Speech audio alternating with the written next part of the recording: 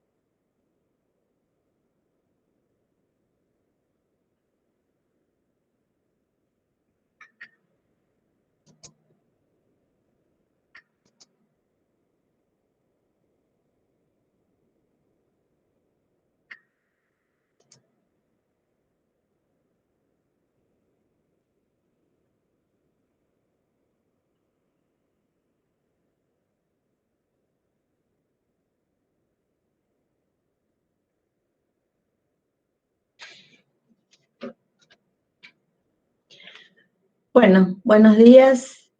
Vamos a empezar la clase, son las 9:05 y después si estoy presentando y no veo alguno que me avise, se silencia y me avisan, porque cuando estoy presentando pantalla no veo en la pantalla y no me doy cuenta si alguien más quiere entrar. Bueno, vamos a empezar.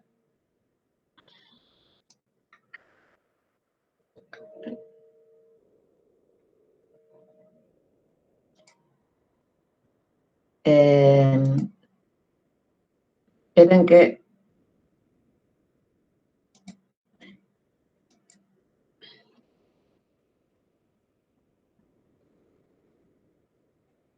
¿Están viendo la pantalla? Sí, profe. Sí, profe. Bueno, lo pasé a un PDF, a ver, no, estoy con el Power. Vamos a ver, igual copié un PDF porque últimamente a veces hay problemas con los PowerPoint, con Meet.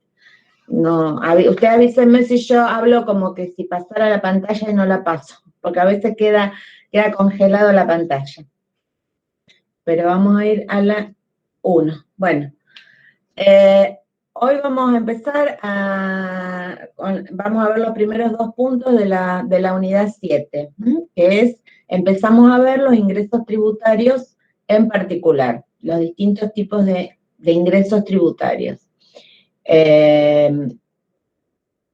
bueno, ustedes ya vieron en la unidad 6 las tasas y las contribuciones especiales. A ver, que me parece que tengo más para admitir. Ahí estamos. Hoy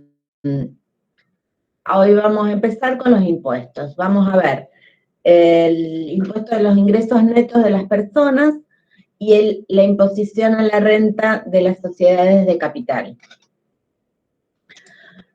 Los impuestos a los ingresos netos de las personas, bueno, son, en general, se los considera como que los que cumplen con, a ver, esperen que sigo admitiendo. Hola, Ivana. Hola, ¿cómo vas? Bien. Bueno, los impuestos a los ingresos netos o impuestos a la renta son de los impuestos que se considera que cumplen de los que mejores cumplen con los requisitos de justicia y de equidad de los principios de la tributación. Son a los que puede aplicarse de manera de manera progresiva. Pero estos impuestos fueron, digamos, surgieron con el avance del Estado. En realidad, como ustedes vieron, cuando surge la tributación, los primeros impuestos que surgen son los impuestos a la propiedad, o sea, las manifestaciones más directas y más fáciles de detectar de la riqueza. Estos impuestos necesitan de un Estado que descubra, por decirlo de alguna manera, cuáles son los ingresos, requiere de toda una estructura administrativa para poder recaudarlos. Entonces, en realidad, sus orígenes son recién a partir del siglo XX, con ya los estados consolidados. Y en América Latina, a partir de 1920, 1935, comienza a aplicarse los impuestos a los ingresos netos de las personas. En nuestro país, en el año 1932 surge como un impuesto de emergencia. O sea, nosotros, en nuestro país, cuando se redacta la Constitución, se realiza una distribución de poderes tributarios entre la nación y las provincias, y esto a la nación se le da de manera exclusiva todo lo que tiene que ver con los impuestos a la aduana o los impuestos al comercio exterior, y a las provincias se le da con carácter exclusivo lo que se denominan tributos directos. El impuesto a los ingresos netos de las personas es un tributo de esa característica, o sea que son directos porque es una manifestación directa de la riqueza. Patri, perdón. Sí. ¿Puede ser que te haya tildado el power? ¿Que haya quedado? Sí, puede ser. Lo que vamos a hacer ahora, de paso admito, viste que está teniendo problemas el Power, así que lo pasé a un PDF y voy a presentar el PDF. Voy a dejar de compartir. El otro día en las jornadas de economía, cuando algunos estaban presentando, manifestaron varios docentes que es un problema de Meet con los PowerPoint. Entonces, ahí lo pasamos, yo por las dudas lo pasé a un PDF. ¿Se ve ahí?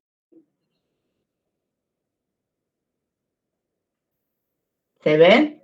Sí, ahí va corriendo. Ahí está, bueno. Muy bien, entonces, yo lo que les decía es que este impuesto surge en nuestro país como un impuesto nacional de emergencia. ¿Por qué de emergencia? Porque, los impuestos que se denominan directos, esperen que sigo admitiendo, los impuestos que se denominan directos están en realidad, son atribución de las provincias. Entonces, la nación, esperen que... La nación no no puede hacer uso de ellos, sino planteando que es una situación, o sea, solo por un tiempo determinado y en una situación que la necesidad o la urgencia de la situación lo admite. Esperen que sigo admitiendo, chicos. Bueno, entonces, ¿qué pasaba en 1932? O sea, a partir de la crisis de 1930, los recursos que la nación tenía provenientes de su fuente, digamos, exclusiva que le había determinado la Constitución, como eran los recursos de aduana, tienen una brusca caída. Entonces, y a su vez, bueno, nuevas necesidades a partir de que a partir del 1900 se consolida la idea de los estados benefactores con la educación para todos, va para todos, o sea, la educación, un desarrollo más grande del Estado, o sea, no solo como Estados gendarmes, sino que también abarcando otros aspectos. Uno de ellos es la educación, la salud, o sea, por un lado, mayores funciones del Estado y por otro lado, una disminución drástica de recursos. Entonces, eso hace que el Estado tenga que acudir a estos impuestos directos, que eran potestad de las provincias. Entonces, bueno, surge en 1932 como un impuesto de emergencia que se llamó impuesto a los réditos, bueno, ese después fue prorrogado en ese momento fue por 5 años, después fue por 10 y bueno, se lo va prorrogando hasta que, bueno, en 1974 se modifica la estructura y se denomina impuesto a las ganancias, pero también este impuesto a las ganancias tiene que ser prorrogado cada periodo. Cuando está por vencer se lo prorroga porque justamente como es un impuesto directo, es un tributo directo, no lo puede aplicar el Estado Nacional de manera indefinida, perdón. Bueno,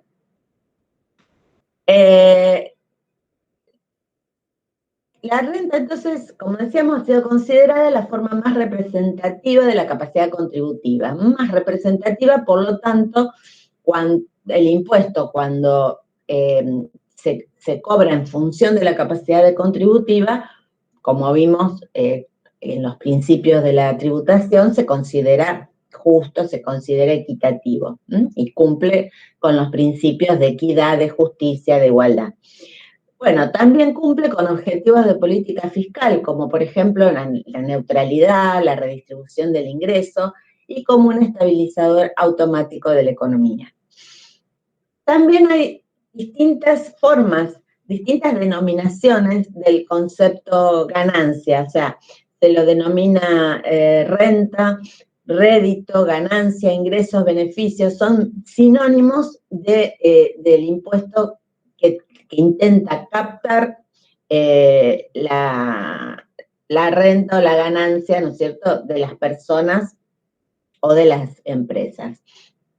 Este concepto de renta no es un concepto a priori, sino que la legislación lo va a determinar. O sea, en la ley que se redacte en cada uno de los países va a determinar qué es lo que se considera en ese país como renta, susceptible de ser gravada por el impuesto.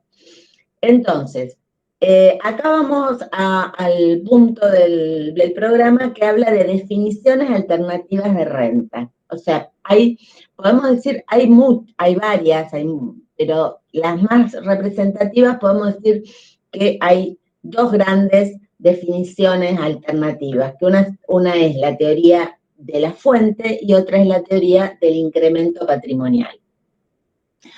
¿En qué se diferencian estas dos teorías? La teoría de la fuente asimila el concepto de renta al producto neto periódico de una fuente permanente. ¿Qué quiere decir esto? Que no se graban aquellas ganancias o enriquecimientos que son eventuales. Por ejemplo, si me gano la lotería. Para que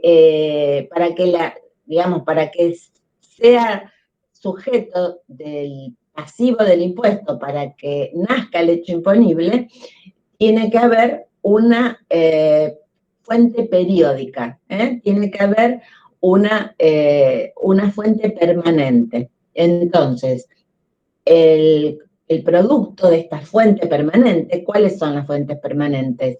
El capital, el trabajo, una profesión.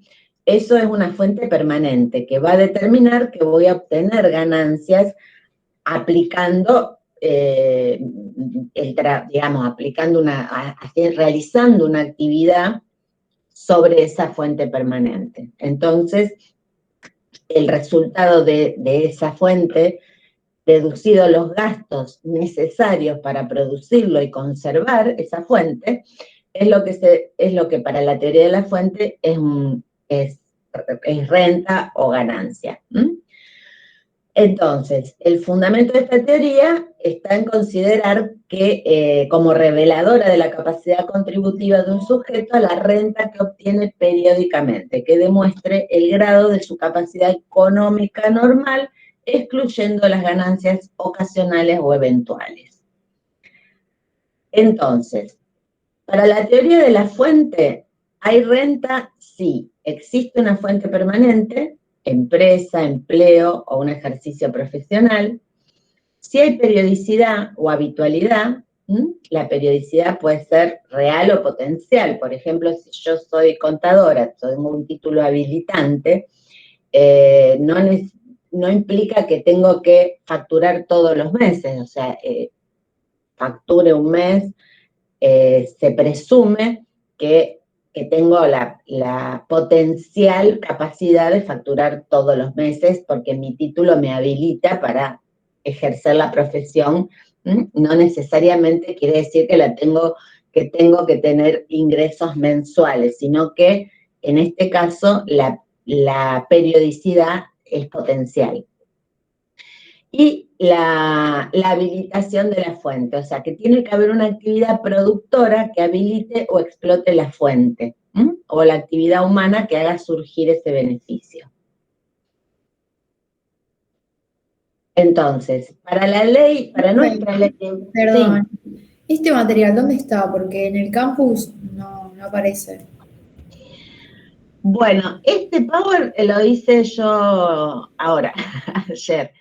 Porque no hay un material que tiene muchos de estos conceptos que se llama material de clase, pero no estaba en Power, estaba en un PDF, entonces como me era complicado copiarlo, hice uno nuevo, pero prácticamente es muy parecido, igual yo después esto lo subo. Y está en la unidad 7, bueno, gracias. No está este que estoy dando hoy, porque ya te digo, lo terminé de armar ayer, pero este después lo voy a subir, pero el contenido es más o menos el mismo. Bueno, entonces les decía que la ley de impuesto a las ganancias de nuestro país, en el artículo 2 dice que a los efectos de esta ley son ganancias sin perjuicio de lo dispuesto especialmente en cada categoría y aun cuando no se indiquen ellas, los rendimientos, rentas o enriquecimientos susceptibles de una periodicidad que implique la permanencia de la fuente que los produce y su habilitación. Entonces, por ejemplo, si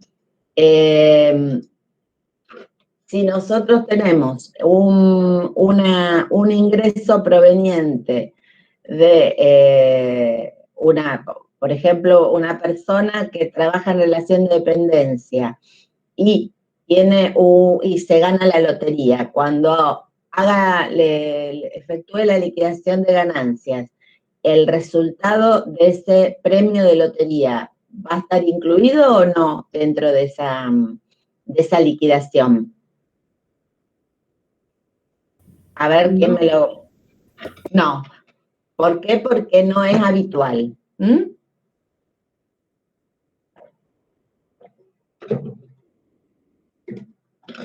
En cambio, si yo trabajo en relación de dependencia, pero además, como soy profesional, realizo trabajo, tengo clientes y facturo a esos clientes, esa renta proveniente de la profesión se suma a la renta obtenida del trabajo personal para hacer la liquidación de ganancias. A ver quién me contesta. Sí. Sí, muy bien. Entonces tiene que haber, para esta teoría de la fuente, que es la que aplica nuestra ley de impuesto a las ganancias, el concepto de habitualidad me define si cae o no dentro de la obligación, digamos, si genera o no la obligación tributaria. Bueno, la otra teoría es la teoría del incremento patrimonial, que se parece, digamos, que ahora vamos a ver por qué la llamamos también teoría del balance. Entonces, según la teoría de incremento patrimonial, que se aplica en algunos países, y que, bueno, algunos consideran que es más justa porque, ¿por qué no gravar a un ingreso que tengo por un premio, porque me gané la lotería, y sí grabar a la renta del trabajo personal? Pero bueno, por eso generalmente en los países que aplican la teoría de la fuente, este tipo de ganancias eventuales tienen su propio impuesto, digamos, no quedan fuera del ámbito de la tributación, sino que se lo capta a través de otro impuesto. Entonces, bueno, la teoría del incremento patrimonial o teoría del balance,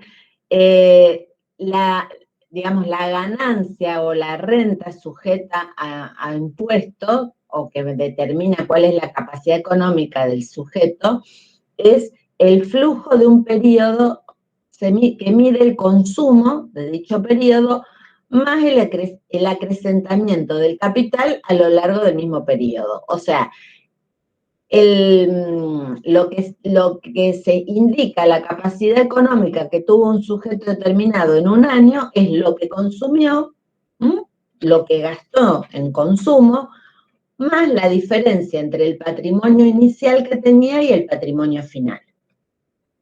Entonces, ¿cuáles son las grandes diferencias entre la teoría del incremento patrimonial y la teoría de la fuente? Que la teoría del incremento patrimonial incluye ganancias eventuales y la teoría de la fuente no incluye ganancias eventuales. En nuestra ley de impuesto a las ganancias, para las sociedades se aplica la teoría del incremento patrimonial. En realidad es la teoría de la fuente, porque no se mide por el consumo, pero bueno, sería el concepto es que todo lo que realiza el sujeto está grabado, todo lo que realiza el sujeto sociedad de capital está grabado, sea habitual o no. En cambio, para las personas físicas se aplica la teoría de la fuente. Ahora lo vemos. Bueno, hasta acá. ¿Entendieron la diferencia entre la teoría de la fuente y la teoría del incremento patrimonial? Sí, profe. Sí. Bueno, vamos a ver entonces los distintos sistemas de imposición. Esto que vimos ahora era definiciones alternativas de renta, cuáles son las distintas formas en que la ley considera lo que es renta. Ahora vamos a ver, una vez ya definida la renta, los distintos sistemas de imposición que existen y cuál es el que aplicamos en nuestro país. El sistema inglés, que se denomina cedular, Se denomina cedular porque discrimina las ganancias según su origen y las divide. O sea, tengo un sujeto, por ejemplo, puede tener ganancias en concepto de renta personal por el trabajo personal en relación de dependencia, puede tener rentas porque tiene un inmueble y lo alquila, entonces está cobrando una renta por un alquiler, es una renta de capital, y puede tener una empresa y a su vez por esta empresa obtiene rentas. Entonces, el sistema cedular considera cada renta por separado, ¿m? Y las discrimina según su origen. En ese sentido, no admite la compensación entre pérdidas y ganancias. O sea, a lo mejor la renta de la empresa en ese ejercicio dio pérdida y no me permite restarla de la renta obtenida del trabajo en relación de dependencia y el de la renta del alquiler, sino que lo toma por separado. En ese caso, si no, digamos, no voy a pagar impuesto a las ganancias por la renta obtenida por el negocio, por la empresa, pero sí voy a pagar por cada una de las otras dos rentas. En este sentido, el sistema global o alemán prescinde totalmente del origen de las ganancias, la suma. Entonces, en ese caso, permite una suma algebraica entre pérdidas y ganancias. O sea, suma todas las ganancias, resta todas las pérdidas. Entonces, en ese caso, compenso pérdidas y ganancias, porque si una de las actividades me da pérdida, va a restar de las ganancias que obtuve en las otras. Otra de las diferencias entre el sistema cedular y el sistema global es que el cedular utiliza diferentes alícuotas o puede utilizar diferentes alícuotas proporcionales por cada cédula. Por ejemplo, puedo decir, bueno, las rentas de capital pagan un 20% y las rentas del trabajo personal pagan un 15%, y las rentas de las empresas pagan un 30%. En cambio, el sistema global se aplican alícuotas, es una sola alícuota y es progresiva. O sea, se suma todo y sobre ese total se aplica una alícuota que tiene es proporcional, pero a su vez tiene progresividad. O sea, que cuanto más grande es el monto del ingreso, más alta va a ser la alícuota. El sistema cedular no admite deducciones personales, por lo tanto funciona como un impuesto real. En cambio, el sistema global admite deducciones personales, porque, bueno, se suma todo. Entonces, el sistema global o alemán funciona como un impuesto personal. Bueno, el sistema cedular, entonces, permite el tratamiento fiscal diferenciado, o sea, estas serían las ventajas del sistema cedular, que permite un tratamiento fiscal diferenciado entre rentas ganadas y no ganadas, porque una renta ganada, por ejemplo, es el trabajo en relación de dependencia, es el trabajo, el producto del trabajo profesional, que quiere decir que la persona realiza una actividad para obtenerlo.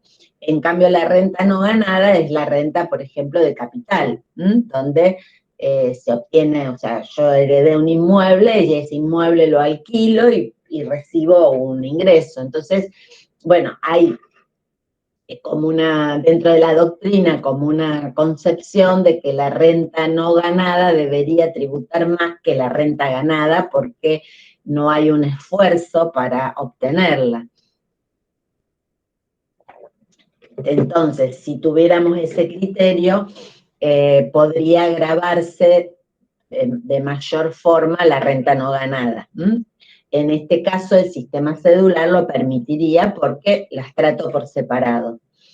En cambio, en el sistema global, al tratar a todas las ganancias por igual, no puedo discriminar entre ganadas y no ganadas. Por otro lado, el sistema cedular, otra de las ventajas sería que favorece el logro de una buena administración, porque al individualizar cada renta puede individualizarla y aplicar criterios distintos, individualizar también las deducciones de cada una. En cambio, el sistema global es de más difícil administración. Bueno, ¿y cuál es? Después está el sistema mixto. El sistema mixto es el que aplicamos en nuestra ley de impuesto a las ganancias. Entonces, el sistema mixto, ¿qué hace? Distingue las rentas según su origen. Digamos, en este caso se parecería al sistema inglés, pero ¿por qué?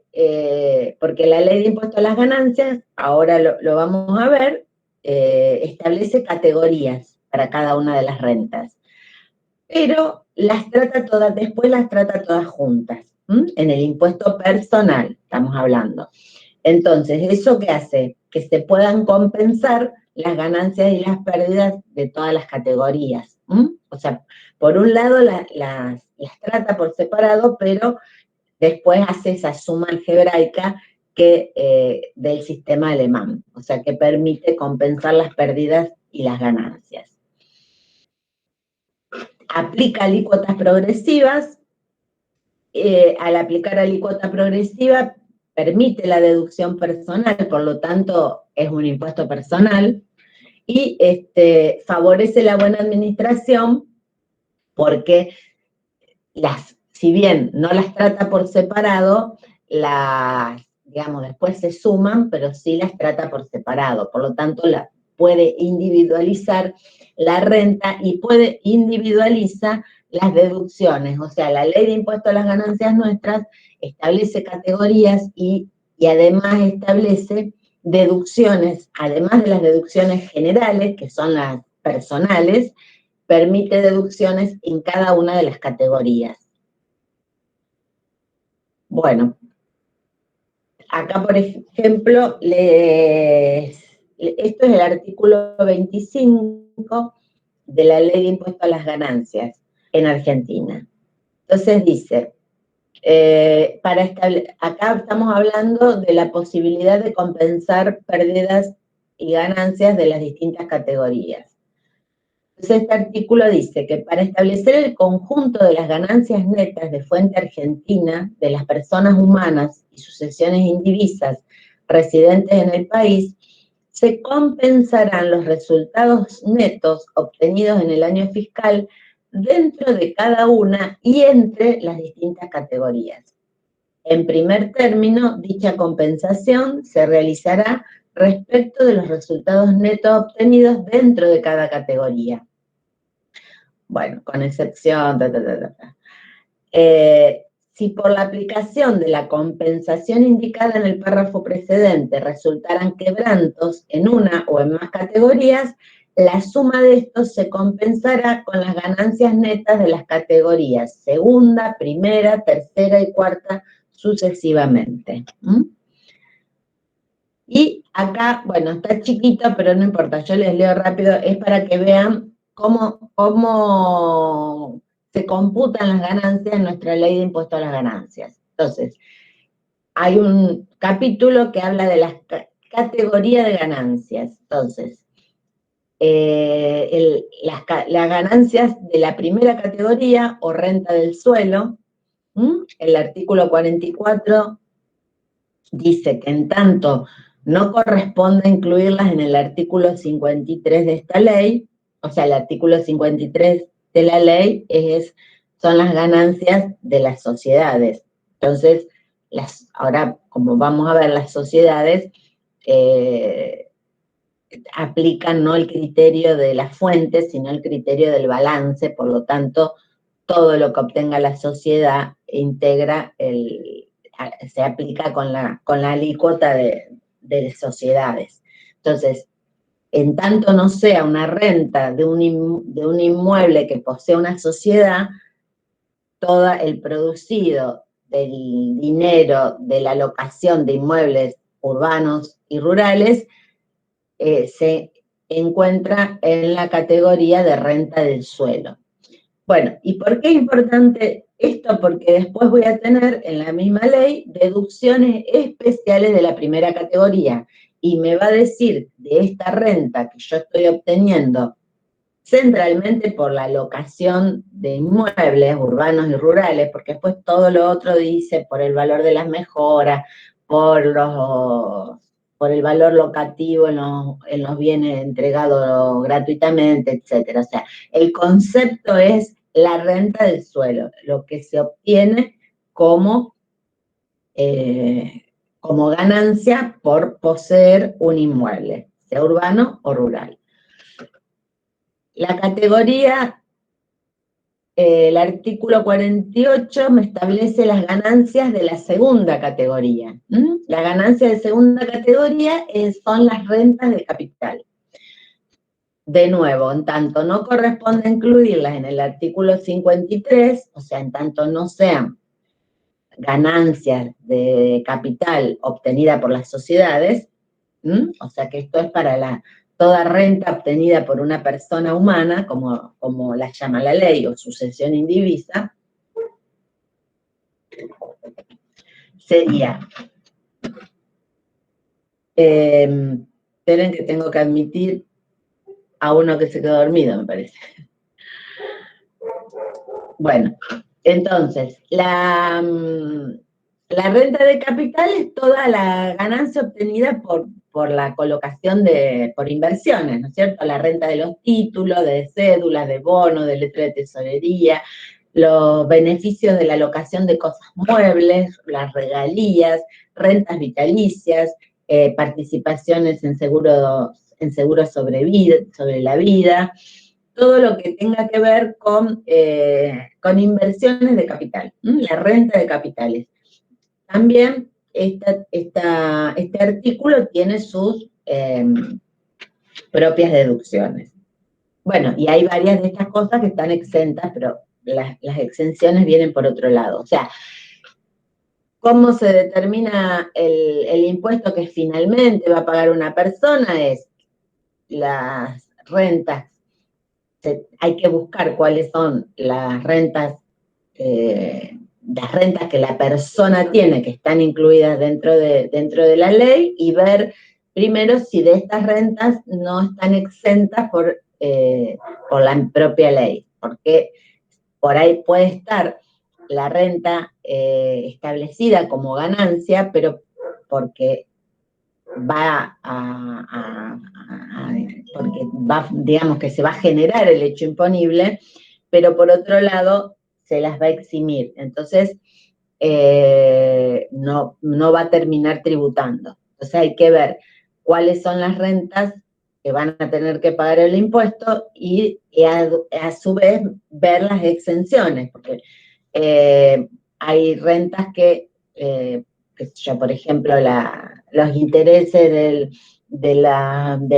dinero en plazo fijo en los bancos está exento. Entonces, pero bueno, es sujeto del gravamen, pero después está exento. O sea que para saber finalmente cuánto voy a tener que pagar, voy a tener que ver qué está grabado, sacar de esa base lo que está exento, después aplicar las deducciones y sobre lo que nos da el resultado aplicar las alícuotas. Después tenemos las ganancias de la tercera categoría. Las ganancias de la tercera categoría son los beneficios empresariales, es el artículo 53. Entonces, dentro de este artículo están todas las rentas obtenidas por los responsables incluidos en el artículo 73, que son todas las sociedades, sociedades de capital, las sociedades anónimas de responsabilidad limitada, etcétera, etcétera, etcétera. Entonces, estas ganancias las ganancias de tercera categoría aplican el criterio el sistema de imposición, la definición de renta del criterio del balance. O sea, toda renta que obtiene una sociedad está grabada. Y está grabada la alícuota que grava a la empresa. Bueno, y finalmente tenemos las ganancias de la cuarta categoría, que es el ingreso del trabajo personal en relación de dependencia y otras rentas. O sea, el ingreso es, la renta de cuarta categoría es el trabajo personal. Puede ser en relación de dependencia, puede ser los profesionales, también las jubilaciones, los servicios personales prestados por los socios de las empresas, digamos, todo lo que sea la remuneración de trabajo personal, tanto sea en relación de dependencia como de manera liberal, mientras sea trabajo personal. Entonces, en nuestra ley de impuesto a las ganancias tenemos 4 categorías, pero como aplicamos el criterio de la fuente, se suman todas, digamos, cada una tiene su propio sistema, sus propias deducciones, y después se suman, digamos, el resultado de cada una, y eso hace lo que sería la base imponible. Sobre la base imponible se aplican unas alícuotas que son progresivas, porque acuérdense que también que aplicamos el sistema mixto. Entonces, si bien discriminamos las categorías, después las sumamos y aplicamos alícuotas progresivas. Bueno, ¿hay alguna duda respecto a esto?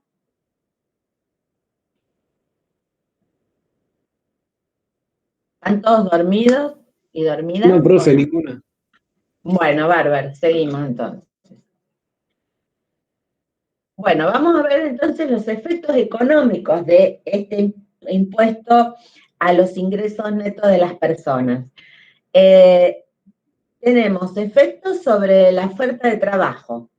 El impuesto a la renta puede tener un efecto ambiguo sobre la oferta de trabajo. ¿Por qué? Porque puede tener lo que se denomina efecto sustitución o efecto ingreso. El efecto sustitución tiende a disminuir la cantidad de trabajo. O sea, porque dice que el impuesto a la renta puede considerarse como un subsidio al descanso. O sea, al ser un impuesto progresivo y reducir el ingreso real, este podría sustituir el trabajo por ocio.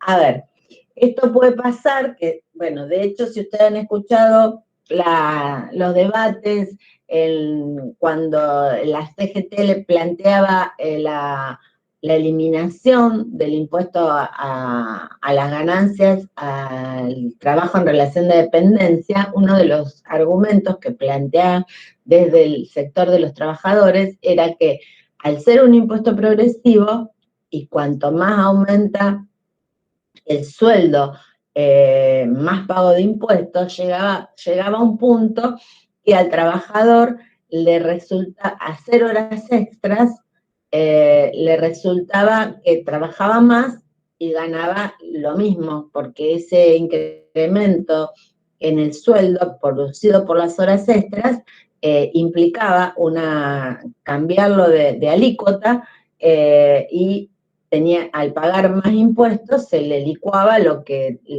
ese incremento de sueldo provocado por las horas extras. Entonces, eso se llama efecto sustitución. O sea, es decir, yo voy a trabajar más, pero voy a terminar ganando o lo mismo o proporcionalmente mucho menos de las horas o del tiempo que estoy trabajando. Entonces, no trabajo hasta acá y el resto me lo dedico digamos, al ocio, porque trabajar más no me va a ser compensado de la manera en que me corresponde o me parece, o bueno, o por tan poco no trabajo.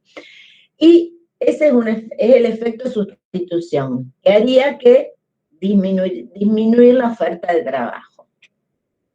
Por otro lado estaría el efecto ingreso, que en este caso es el efecto contrario, digamos, al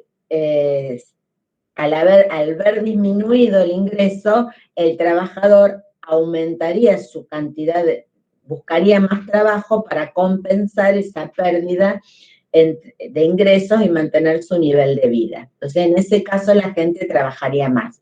Entonces, por eso dice que el efecto económico sobre la oferta de trabajo es un efecto ambiguo, que va a depender de la coyuntura, va a depender si la economía tiene pleno empleo o no, si hay posibilidad de en el caso del efecto ingreso, de que el trabajador, si quisiera, pudiera trabajar más o conseguir otro trabajo. Entonces, va a depender mucho de la coyuntura económica de un país para ver cuál de estos efectos va a ser el que el que se afecte, digamos. Pero bueno,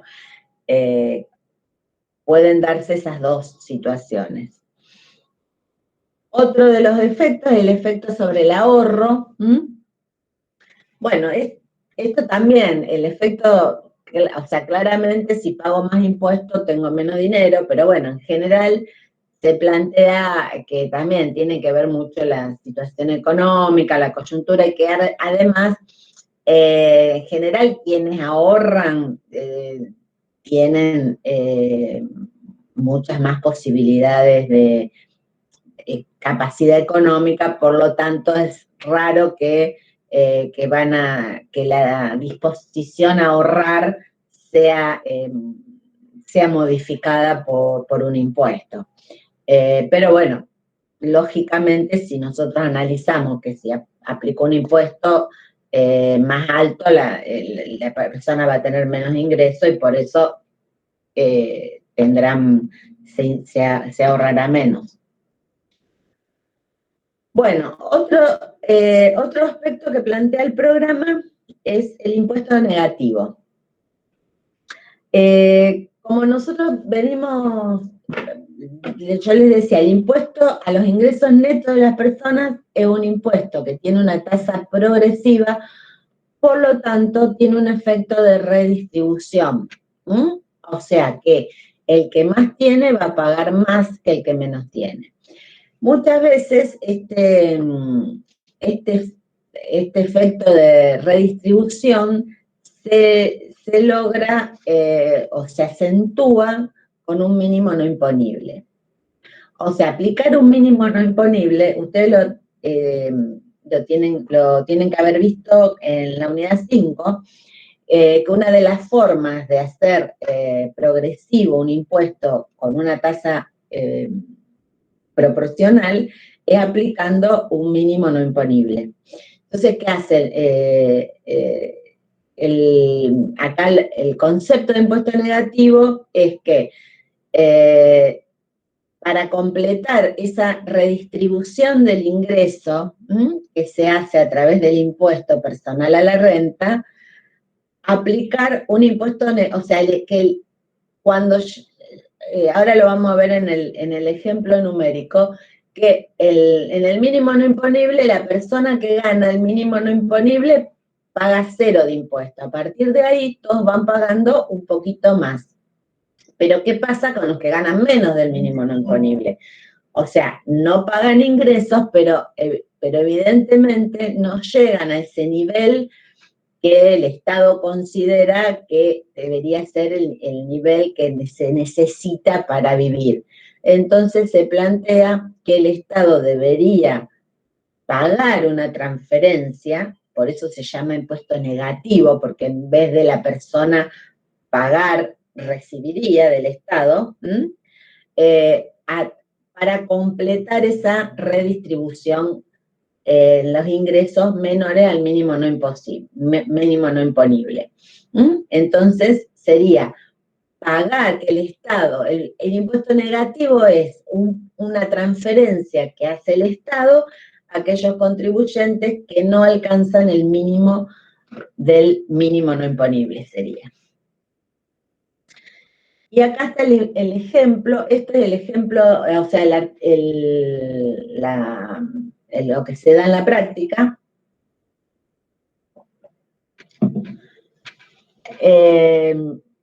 Bueno, esto era un ejercicio que se tomó en un examen y dice así, bueno, impuesto negativo, defínalo, analice sus efectos redistributivos en ingresos entre 0 y 80, trabaje en base al siguiente ejemplo, mínimo no imponible 40, ingresos superiores a 60, que vamos a ver acá yo les voy a ir leyendo, si no, no van a entender. Este es el ejemplo, o sea, acá el mínimo no imponible es 40. Entonces, el mínimo no imponible, el que gana, la persona que gana 40, tiene, o sea, la Y es el ingreso, la T es el impuesto que paga la persona, la TR es la transferencia que recibe la persona, e ID es el ingreso disponible. O sea, el que paga impuesto, el ID es el ingreso menos el impuesto le da el ingreso disponible. Y la persona que recibe una transferencia es el ingreso más la transferencia. Entonces, este 2 que recibe la persona de transferencia es lo que se denomina impuesto negativo, porque en vez de pagar 2, sería el Estado, en vez de recibir 2, recibe menos 2, o sea, está pagando 2 pesos. Entonces, el ingreso disponible le sube a esta persona de 30 a 32. Y a medida, o sea, la persona, este es el mínimo no imponible, a medida que la persona en su nivel de ingresos se aleja del mínimo no imponible, va pagando más impuestos. En cambio, en el impuesto negativo, a medida que la persona recibe, o sea, obtiene menos ingresos, va a recibir más transferencias.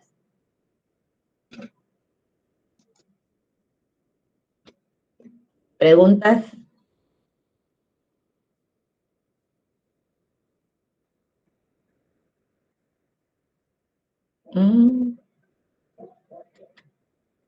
No, profe, ¿Están ahí? entendió. ¿Se entendió? Bueno. Ahora la profe Carolina, porque hay otros 2 ejercicios que podían ir en las 7 o en las 5, pero que la verdad que va más para las 5 porque son de aplicación de la progresividad. Y me dijo Caro que lo habían dado, que eran el ejercicio 5 y el 17, ¿puede ser?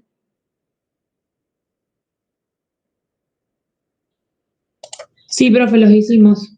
Ah, bárbaro. Bueno, entonces seguimos nosotros.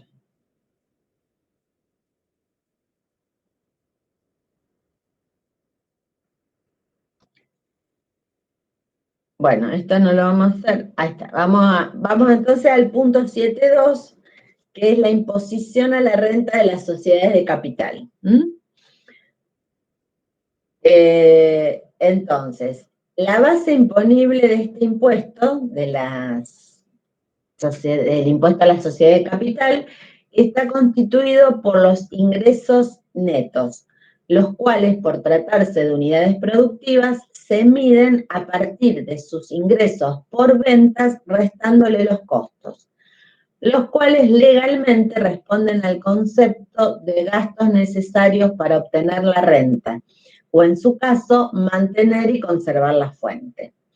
Entonces, al igual que en la determinación de la renta de las personas, se plantean diferentes criterios de definición de la renta neta para fines fiscales.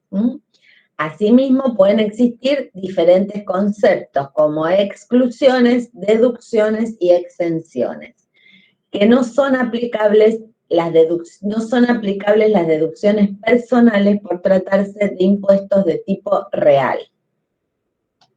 Entonces, las deducciones personales siempre las tienen que asociar con los impuestos personales. En los impuestos de tipo real, tanto sea el impuesto a las sociedades como el impuesto a los patrimonios, cuando hay deducciones personales, hablamos que son impuestos personales. Cuando no hay deducciones personales, son impuestos de tipo real. O sea, no se tiene en cuenta las características de la persona humana, dueña de ese capital que produce renta, sino que, digamos, se prescinde de las características. La estructura en nuestra ley es lo que recién ya también lo vimos, el artículo 53,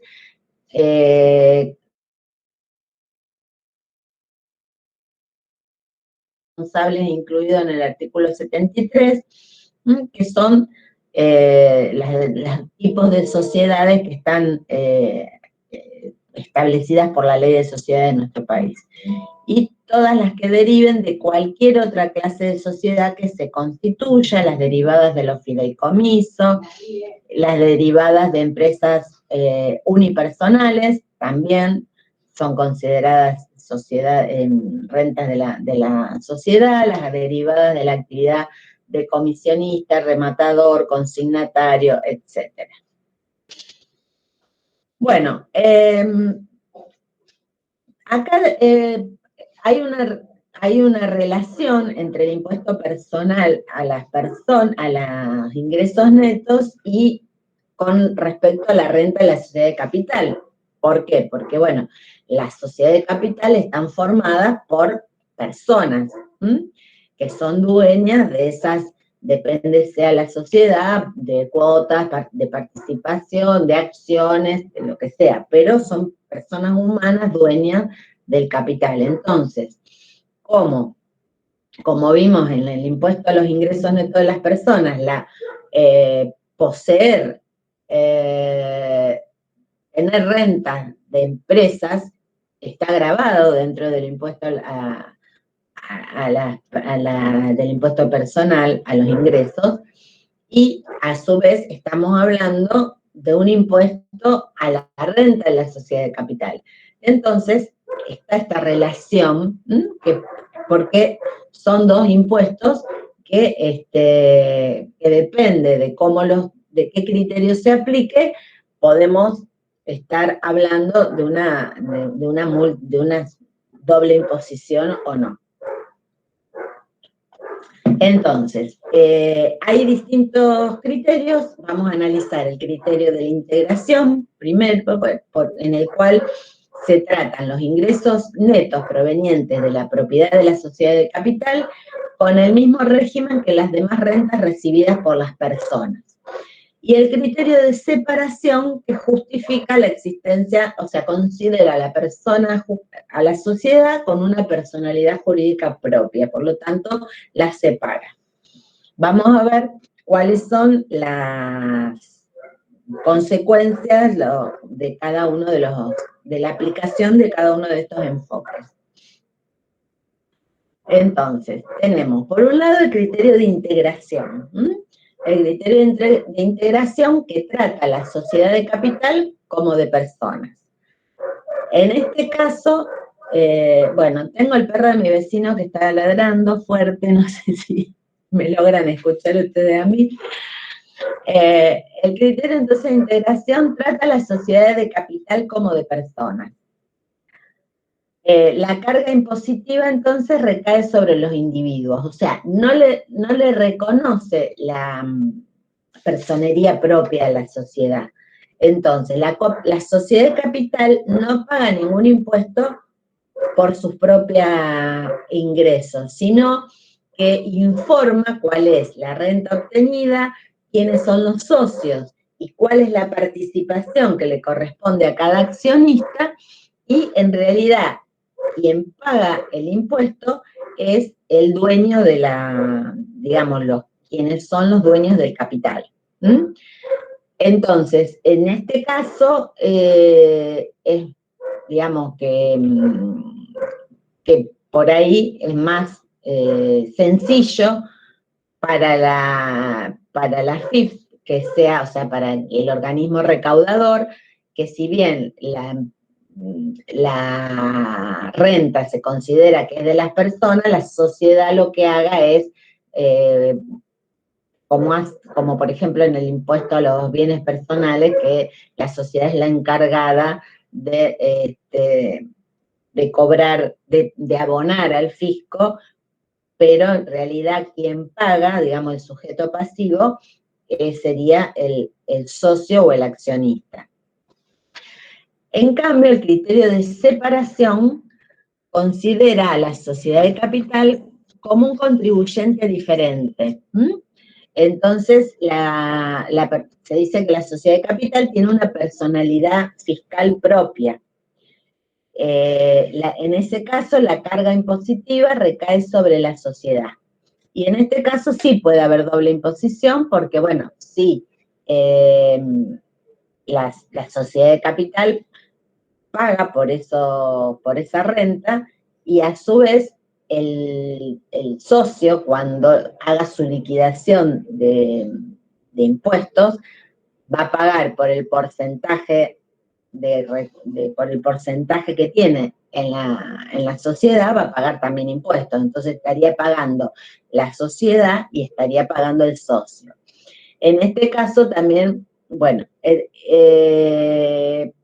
puede haber dentro de este criterio de separación, hay distintas legislaciones que lo tienen, y que por ahí, para hacer menos gravoso esto, le realizan descuentos a los socios cuando van a pagar el impuesto van a pagar el impuesto a los ingresos netos. La parte de empresa se le reconoce un crédito por lo que pagó la sociedad, digamos, por lo que él ya pagó respecto a la sociedad. O sea, si la sociedad paga 1 millón de pesos de impuestos, esto quiere decir que quien tiene el 33%, por ejemplo, del capital de esa sociedad, también la ganancia se le disminuyó en ese 33% que pagó en concepto de impuestos. Entonces después, sobre el resultante de la ganancia menos el impuesto, ese neto se distribuye entre los socios, y cuando el socio hace su declaración jurada individual, va a pagar la tasa que le corresponde en el impuesto a las ganancias de las personas físicas por esa ganancia que obtuvo de la sociedad, que ya pagó impuestos. No sé si me explico. Y después hay un tercer criterio que se denomina criterio de integración parcial. Entonces, este criterio como que trata de hacer una diferencia, o sea, que le diferencia los dividendos distribuidos en efectivo de los no distribuidos. Para, digamos, los dividendos distribuidos le cobran, y a lo mejor a los no distribuidos no. Y en este caso se puede gravarse en cabeza del contribuyente o en cabeza de la sociedad. Sería una manera más atenuada del criterio de integración, digamos. Bueno, ¿cuáles son las consecuencias de aplicar uno u otro método? Entonces, esto, bueno, se dice que toda decisión que implique modificar la conducta económica de un agente a consecuencia de un impuesto es que afecta la neutralidad de ese impuesto. Entonces, bueno, en estos enfoques, digamos, el hecho, vamos a ver algunas cuestiones que podrían violar este principio de neutralidad. Por ejemplo, si el tratamiento es diferente según la forma jurídica que tiene la empresa, puede incentivar a la modificación de ese régimen jurídico. O sea, en nuestro país, antes de la modificación del impuesto a las ganancias, hará 25 años atrás más o menos, se hacía una distinción entre las sociedades de personas y las sociedades de capital. Entonces las sociedades de responsabilidad limitada se consideraban sociedades de persona y la liquidación del impuesto a las ganancias era en cabeza de los socios. Entonces la sociedad no pagaba, sino que se hacía toda la liquidación del impuesto a las ganancias, o sea, mejor dicho, se hacía el balance y la ganancia resultante se dividía, por ejemplo, si eran 3 socios, se dividía en un 33,33 para cada socio, y eso el socio lo incorporaba a su declaración de impuesto a las ganancias. Entonces, pagaba en función de las otras rentas que tuviera. Entonces, si no tenía otras rentas, y ese era el único, digamos, ingreso, la tasa era, en la escala de las alícuotas, era una tasa baja, que podía ser de un 11%. En cambio, si la sociedad era sociedad anónima, la tasa era del 33%. Entonces, la decisión de tener una sociedad de responsabilidad limitada o tener una sociedad anónima muchas veces pasaba porque la sociedad anónima pagaba más impuestos que la sociedad de responsabilidad limitada. Entonces eso se modificó después y se trató a todas las sociedades como sociedades de capital, y se paga de la misma manera. Bueno, otra consecuencia es que puede utilizarse un tratamiento, la ley puede utilizar un tratamiento distinto entre las utilidades distribuidas y las no distribuidas. O sea, hay distintos criterios, puede gravar más a las distribuidas o gravar más a las no distribuidas. Entonces también esta diferenciación entre utilidades distribuidas y no distribuidas puede determinar que la sociedad decida o no distribuir, o sea, que tenga que la decisión de distribuir o no pase más por el impuesto a pagar que por las necesidades de la empresa.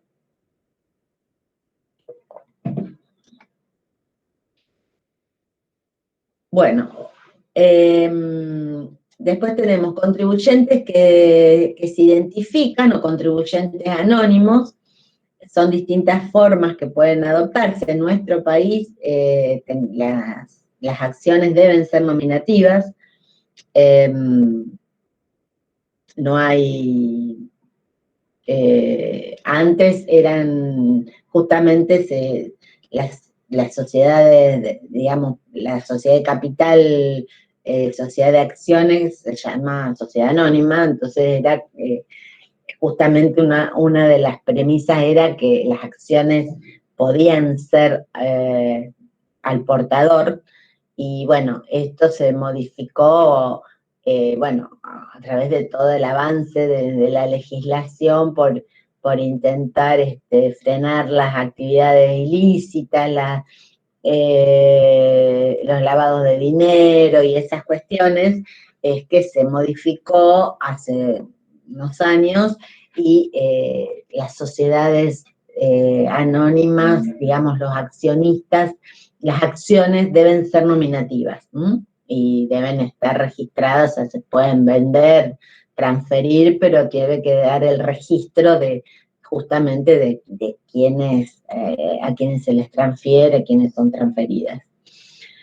Bueno, otra de las diferenciaciones que puede hacer una ley de impuestos de la renta de las sociedades es diferenciar contribuyentes nacionales de contribuyentes extranjeros.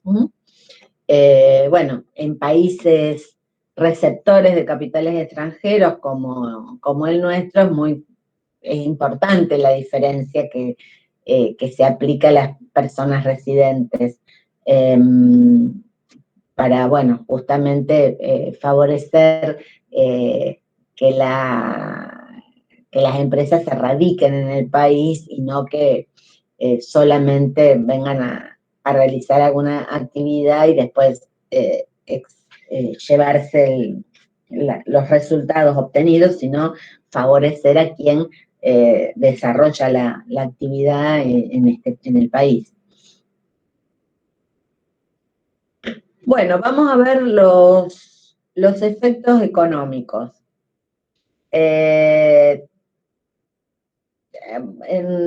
Tenemos los efectos sobre los precios. Bueno, acá tradicionalmente se consideraba que el impuesto sobre los ingresos netos de la sociedad de capital no era trasladable e incidía totalmente sobre los propietarios del capital a través de una reducción del beneficio.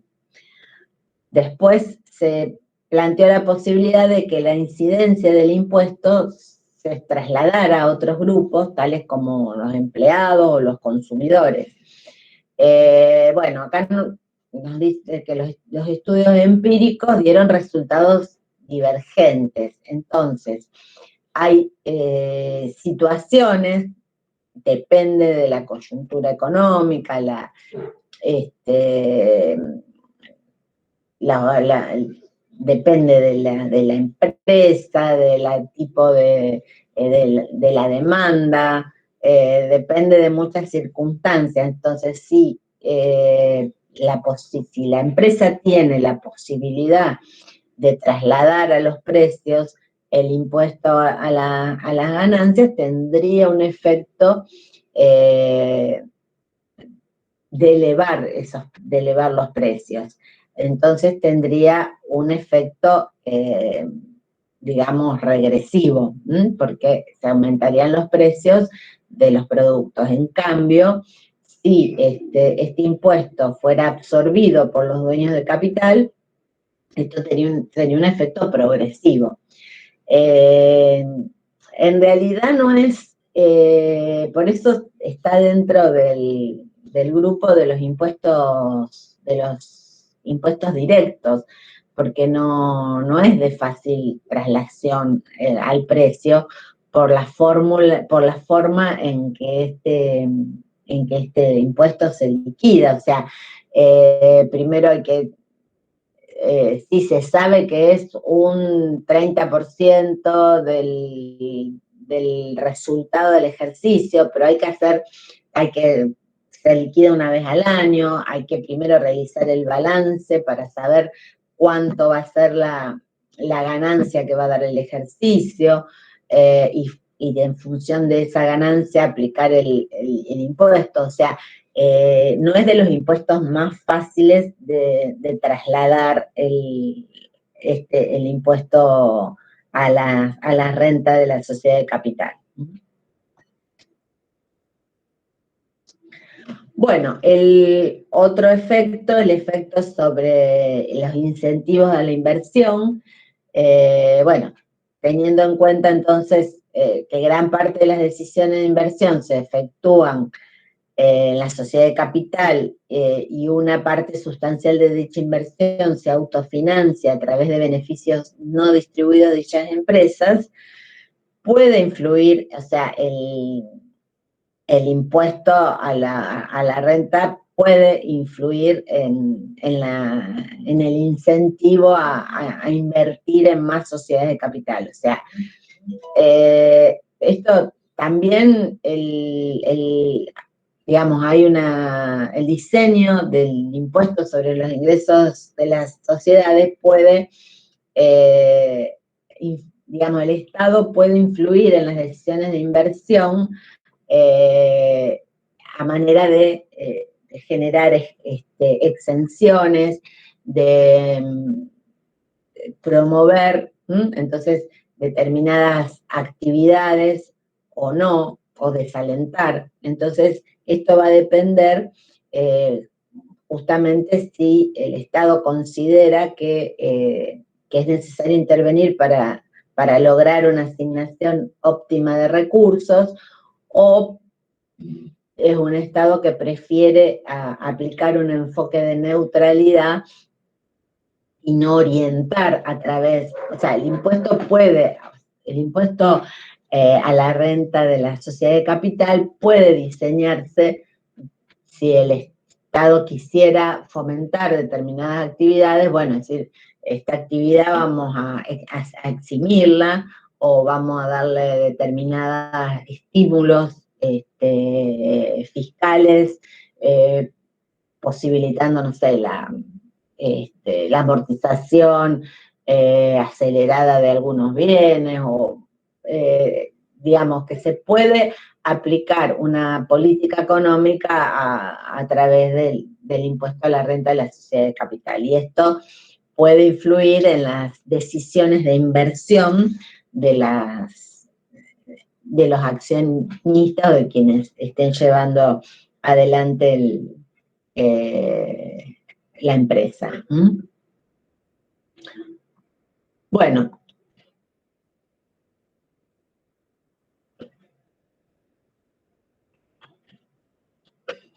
Bueno, hasta acá terminamos con los 2 puntos que estaban previstos, más rápido de lo que pensaba, porque están todos muy callados y pensé que iba a haber más dudas. Pero bueno, estaba viendo si por ahí empezar con el impuesto a la renta y la inflación, pero mejor lo dejamos para la próxima, que también tenemos conmigo, y bueno, a lo mejor nos lleva un poquito más la próxima clase, no sé. Bueno, ¿alguna duda con respecto a este punto? A estos 2 puntos, digamos, porque es re importante después, para aplicar estos conceptos, a veces algunas de las preguntas que se hacen en el examen, definir qué es. Acá me están preguntando, no, la semana que viene no hay clases. La ¿Y el semana feriado? que viene, sí. Hay clases el martes ese del 25. ¿Cómo? Sí, hay clases el martes del 25. Viste que sacaron un anuncio que se suspendía el feriado. No, el martes 25 es feriado, o sea, se suspendió el puente que era el lunes.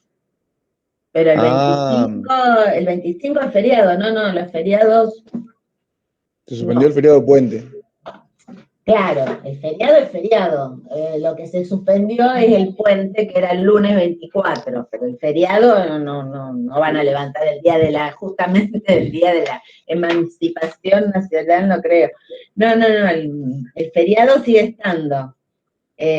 Nosotros volvemos el jueves 27, que seguimos con la unidad 7. Y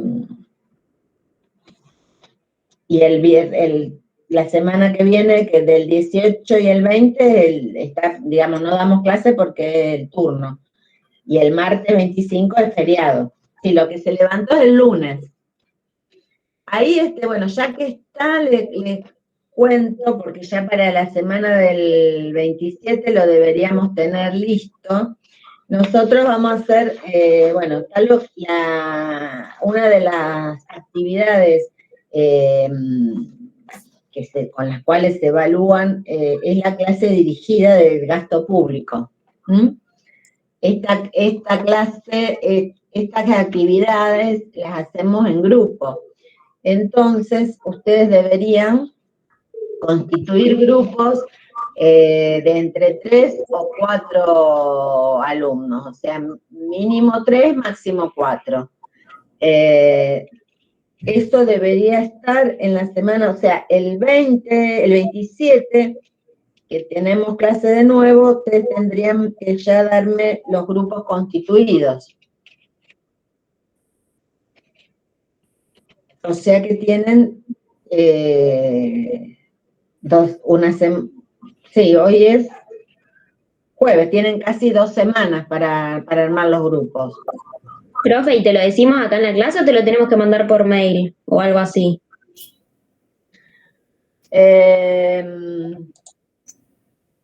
Sí, lo podemos poner en la clase. Ivana, vos estás el 27 y vos me ayudás y lo vamos Sí, armando.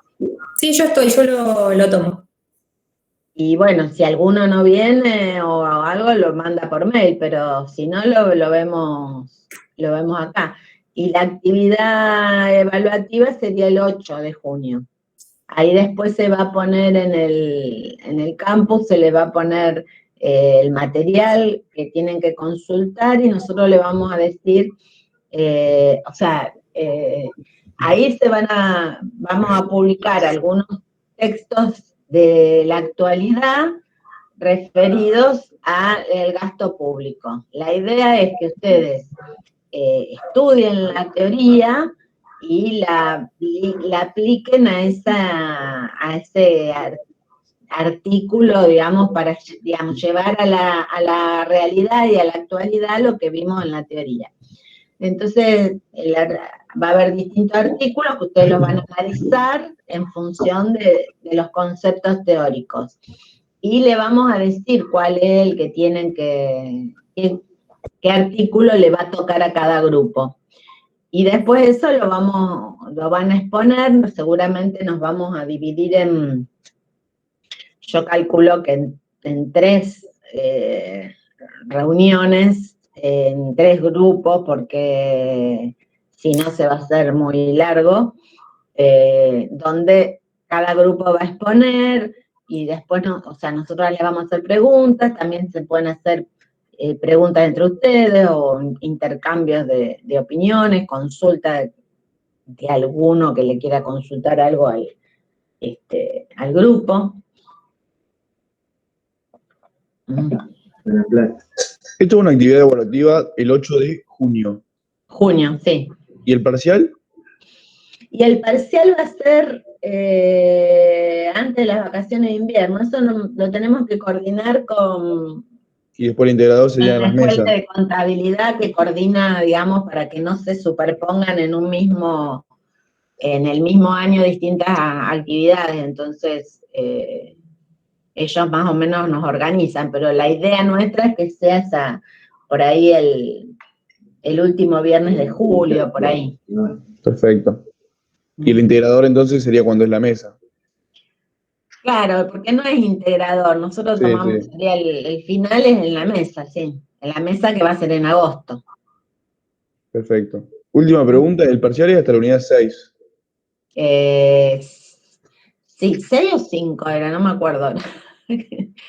Me parece que era Hasta las 5, me parece. hasta las 5, me parece que era, porque sí, creo que es hasta las 5. Perfecto. Pero bueno, eso después se lo decimos bien, después cuando antes del parcial le explicamos bien cuál va a ser el método, cómo, hasta qué unidad, etcétera. Dale, perfecto. Gracias. Profe, Bueno, sí. ¿el PDF que dimos hoy en clase lo van a subir al campus? Sí, yo ahora lo subo. Ok, gracias. Bueno.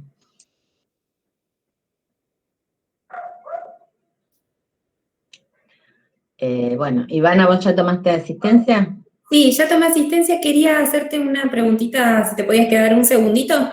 O si estás muy... No. Sí, no. Reunión a las 11:05, porque me decían, a las 11 podés reunir, digo, a las 11 terminó clase, 11:05, así me hago el mate, qué sé yo, pero bueno, terminamos antes, así que... Bien. No, te quería preguntar después por la residencia, que estuve hablando con Guille. Espera que vamos... Bueno, si ninguno de los alumnos tiene más preguntas, si quieren ir abandonando, así nos quedamos con la profe.